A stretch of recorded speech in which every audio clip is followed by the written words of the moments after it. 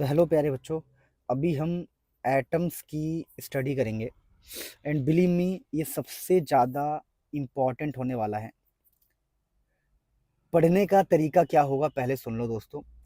आपको वीडियो में पॉज करके क्वेश्चन रीड करना है, हाथों हाथ, टाइम नहीं है कल परसों के लिए मैं छोड़ना, रीड करना है। फिर मैं सॉल्यूशन बताऊंगा आपको, उस सॉल्यूशन को याद कर लेना है हाथों हाथ, लिख लिख के, जैसे भी करना चाहो। पॉज करना जरूर, पॉज करके पढ़ना जरूर, ठीक है।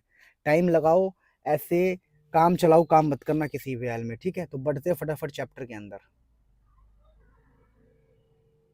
Right two important interference drawn from Rutherford alpha particle. कुल मिला के यह है कि जो हमारा अल्फा पार्टिकल एक्सपेरिमेंट था उससे क्या क्या बातें साबित होती है, दो इंपॉर्टेंट पॉइंट्स बताने हैं। इंपॉर्टेंट पॉइंट्स तो देखिए हमारे कौन से दो इंपॉर्टेंट पॉइंट्स है, फटाफट देखिए। पहला है, देखिए, most of the mass and entire positive charge of the atom is concentrated in a very small volume of the atom called nucleus। यानी कि ज़्यादातर मास जो है, ज़्यादातर मास और पॉजिटिव चार्ज न्यूक्लियस के अंदर होता है। सबको पता है कि न्यूक्लियस के अंदर पूरा पॉजिटिव चार्ज होता है और बीच में एटम खाली होता है और ये इलेक्ट्रॉन्स होते हैं। यानी आपकी जो बीच की जगह है वो खाली होती है, दोबारा बीच की जगह खाली है, यानी most of the mass and positive charge nucleus में होता है। दूसरा क्या, मेरी थोड़ी तबियत खराब हो रखी है दोस्तों। दूसरा है, radius of nucleus is about atomic radius. क्या है कि जो ये एटम का रेडियस है, मान लीजिए कैपिटल आर, तो न्यूक्लियस का रेडियस कितना छोटा होता है। तो जो रेडियस ऑफ न्यूक्लियस है वो है 1/10,000 ऑफ एटॉमिक रेडियस। यानी एटम के रेडियस को जब हम 10,000 से डिवाइड करेंगे तब हमें न्यूक्लियस का रेडियस मिलेगा, रेडियस ऑफ न्यूक्लियस। ये दो बातें हैं, और भी बातें हमें पता लगती है लेकिन अभी दो ही बोला है तो हमने दो ही बताया है, ठीक है, कोई टेंशन वाली बात नहीं है। तो प्यारे बच्चों इस क्वेश्चन को देखो। In the Rutherford scattering experiment, कह रहा देखिए एक अल्फा पार्टिकल है। अब अल्फा पार्टिकल की जगह हमने प्रोटॉन को डाल दिया है और बोला है कि alpha particle have the same distance of closest approach. इसके लिए भी डिस्टेंस डी नॉट है और इसके लिए भी डिस्टेंस डी नॉट है। तो इस क्वेश्चन को कैसे करेंगे, सबसे पहले फॉर्मुला समझिए। जो डिस्टेंस डी नॉट का फॉर्मुला होता है क्लोजेस्ट अप्रोच का डिस्टेंस, वो होता है के जेड ई इंटू में चार्ज अपॉन में काइनेटिक एनर्जी, ठीक है। अब हम यहाँ से काइनेटिक एनर्जी का फॉर्मुला अगर निकालना चाहें तो क्या बन जाएगा, kinetic energy is equal to K Z E Q by D naught. अब एक बार हम चार्ज की वैल्यू अल्फा पार्टिकल के लिए पुट करेंगे तो अल्फा पार्टिकल पे चार्ज होता है 2e,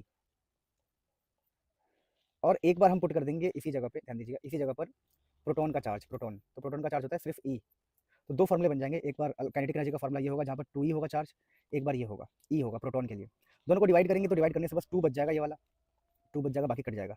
तो kinetic energy of proton proton जो है 1/2 है काइनेटिक एनर्जी ऑफ अल्फा की। तो फटाफट इसे देख लो, आगे बढ़ते हैं।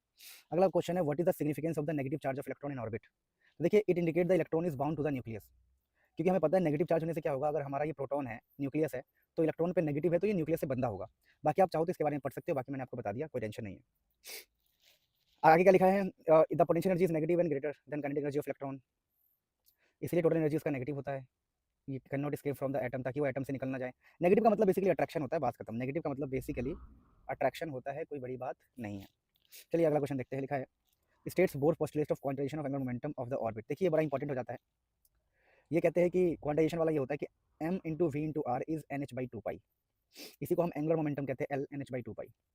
तो एंगुलर मोमेंटम जो है वो है integral multiple of H by two pi के, एच बाई टू के इंटीजर मल्टीप्लाई में है। तो यहाँ पे लिखा हुआ है, आप इसको पढ़ सकते हो, कोई प्रॉब्लम नहीं है, ठीक है ना।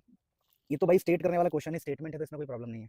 अगला है, देखिए ध्यान से, कि when electron falls from higher energy to low energy level, एक इलेक्ट्रॉन ऊपर से नीचे की तरफ आ रहा है, the difference in the energy appears in the form of electromagnetic radiation, why can not be emitted as other form of energy. कह रहा है कि देखो जब इलेक्ट्रॉन हाई एनर्जी से लो एनर्जी की तरफ आता है तो इलेक्ट्रोमैग्नेटिक वेव निकलता है, कुछ और क्यों नहीं निकल सकता।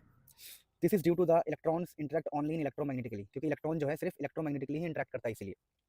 अगला क्वेश्चन है, ये काफी देखिए बढ़िया क्वेश्चन है। The short wavelength limits of Lyman Paschen Balmer series hydrogen is this. Lyman के लिए लैम्डा एल है, लाइमन के लैम्डा पी लैम्डा बी। तो arrange them wavelength increasing order. चलो इस क्वेश्चन को देखते हैं। द शॉर्ट वेवलेंथ, देखिए जब भी शॉर्ट वेवलेंथ बोले ना तो आपको n2 की वैल्यू इन्फाइनाइट लेनी होती है। आपको n2 क्या है समझ में आ जाएगा, वेट करो।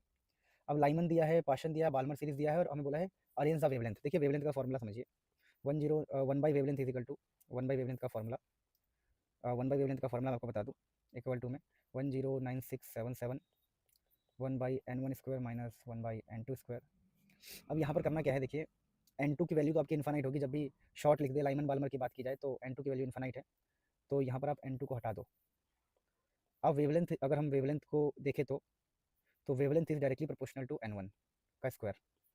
आप फील करो, देखो ये वेवलेंथ है, ये n1 का स्क्वायर है, दोनों एकदम आमने सामने, यानी जिसका n ज़्यादा होगा उसका वेवलेंथ ज़्यादा होगा। और आपको सबको पता है कि लाइमन के लिए N1 की वैल्यू 1 होती है, बाल्मर के लिए N1 की वैल्यू 2 होती है और पाशन के लिए N1 की वैल्यू 3 होती है। तो पाशन के लिए N सबसे ज़्यादा है तो वेवलेंथ सबसे ज़्यादा पाशन का होगा, फिर बाल्मर का, फिर लाइमन का।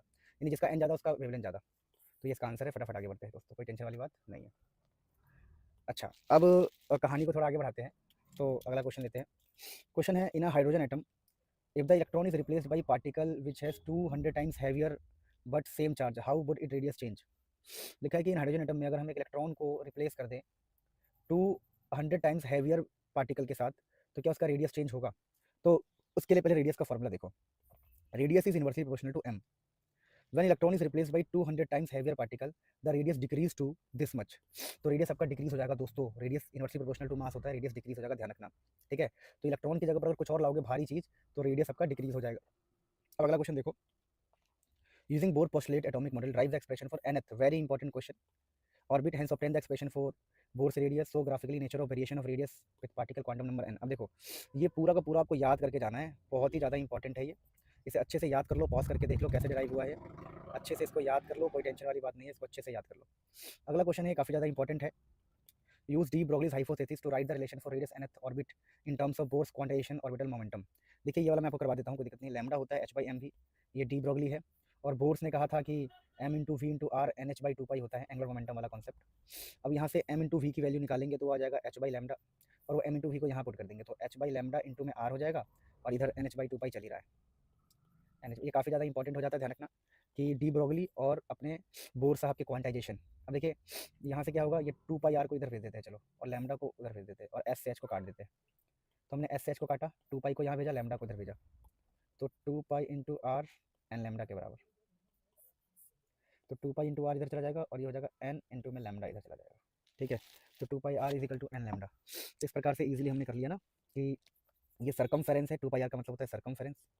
यही एग्जाम में क्वेश्चन आएगा, सर्कमफेरेंस, और ये हो जाएगा आपका इंटीग्रल मल्टीपल ऑफ लैम्डा। कुछ नहीं है, ये वाले फॉर्मूले और ये वाले फॉर्मूले को आपस में रिलेट कर दिया है, जिससे हमें 2 इंटू पाई इंटू आर, ये एस से एच कट जाएगा, एन लैम्डा मिल जाएगा। ये काफ़ी इंपॉर्टेंट है, ध्यान रखना प्लीज़। ठीक है, ये 2πr into N lambda proof करना था, कोई टेंशन वाली बात नहीं।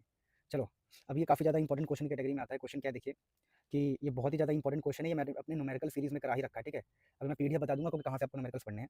तो लिखा है the energy level of an atom of element X are shown in the figure. Transition result में क्वेश्चन समझा रहा हूँ। क्वेश्चन क्या देखिए कि 620 नैनोमीटर हमें मिल जाए। देखो, जब इलेक्ट्रॉन कभी भी एक एनर्जी लेवल से दूसरे पे जाता है ना, तो हमें वेवलेंथ मिलता है, रेडिएशन का वेवलेंथ। तो कह रहा है कि रेडिएशन 620 नैनोमीटर का मिल जाए, वेवलेंथ 620 नैनोमीटर मिल जाए। तो इसके लिए हमें कहाँ से कहाँ आना पड़ेगा। तो इसके लिए हमें ए से यहाँ आना पड़ेगा, बी से यहाँ आना पड़ेगा, सी से यहाँ आना पड़ेगा, डी से यहाँ, कहाँ से कहाँ जाना पड़ेगा। ए से डी पर जाए कि बी से ई पर जाए कि सी से यहाँ जाए, डी से कहाँ जाए। तो ऐसे क्वेश्चन का एक तरीका तो ये है, खतरनाक सा तरीका, ये खतरनाक सा तरीका है। लेकिन इससे भी ज़्यादा ईजी तरीके मैंने बना रखे हैं। ठीक है ना, तो ईजी तरीका क्या है बताऊँ, ईजी तरीका क्या है। वो ईजी तरीका ये है कि आप ये फॉर्मूला इस्तेमाल कीजिए। आप बोलोगे तो इसका मैं ट्रिक भी डाल दूँगा, कमेंट कर देना। 1240 आपको इलेक्ट्रॉन वोल्ट में आंसर मिलेगा, और वेवलेंथ मिलेगा आपको नैनोमीटर में। तो जैसे ही आप वैल्यूज़ को डालोगे 1240, ठीक है, और ध्यान देना, और वेवलेंथ डाल दोगे 620, तो ये कट जाएगा, काट पीट के आपका आंसर ऑलमोस्ट ये आ गया 2 के आसपास, 2 इलेक्ट्रॉन वोल्ट। अब दोस्तों ये जो 2 इलेक्ट्रॉन वोल्ट है, आपको ये देखना है कि कहाँ से कहाँ तक का गैप है, गैप। तो 2 इलेक्ट्रॉन वोल्ट का गैप कहाँ से कहाँ तक आ सकता है, समझो। तो ये आ सकता है डी से ई में, डी से ई में हमारे 2 का गैप आ सकता है। देखो 3 और ये 1 है, यानी कि हमारा इलेक्ट्रॉन डी से ई गया है, तो हमारा आंसर क्या होगा, हमारा आंसर होगा डी से ई। तो क्वेश्चन क्या था कि योर आंसर मैथमेटिकल, ठीक है। तो लिखा है which one of the level of transition will result, which one level transition will result in emission of photon of this wavelength. यानी हमारा इलेक्ट्रॉन डी से ई आया होगा, तभी हमें 620 मिलेगा। तो काफ़ी ज़्यादा इंपॉर्टेंट क्वेश्चन था दोस्तों। अब मेरी बात सुनो ध्यान से, जो बता रहा हूँ ध्यान सुनना बहुत। ये जो है ना वरदान है आप लोगों के लिए, आप सीरीज फॉलो कर रहे हो, बहुत अच्छी बात है। लेकिन उसके साथ साथ ये सारे न्यूमेरिकल्स कर लो जो मैं आपको बता रहा हूँ, इनसे बाहर आपका पेपर बन ही नहीं सकता, ये मैं गारंटी ले रहा हूँ। टेंशन मतलब बिल्कुल भी है ना, बस इसको फॉलो कर लो। और प्लीज़ गाइस, आप यकीन नहीं मानोगे, मैं आपको वीडियो अपनी दिखा नहीं सकता हूँ। मेरे घर में 2 रूम है, और मैं अभी बाहर रोड पर बैठ के शूट कर रहा हूँ वीडियोस। देखो मैं दिखाऊँ, तुम्हें देखो, मैं चलो दिखा तो सकता नहीं, फ्री बता रहा हूँ। बहुत मेहनत चल रही है, प्लीज़ सब्सक्राइब कर लो। कम से कम 2000 लाइक्स और 2000 कमेंट मेरे को चाहिए, तब जाके आगे की वीडियो बनेगी। ऐसा नहीं कि मैं धमकी दे रहा हूँ, तुम नहीं करोगे तभी वीडियो डाल दूंगा, लेकिन बिलीव मी, बहुत ज़्यादा स्ट्रगल कर रहा हूँ मैं, सोया नहीं हूँ बहुत टाइम से। तो प्लीज़ सपोर्ट करो यार, प्लीज़ मेंटली प्लीज़ रिक्वेस्ट कर रहा हूँ, सपोर्ट करो।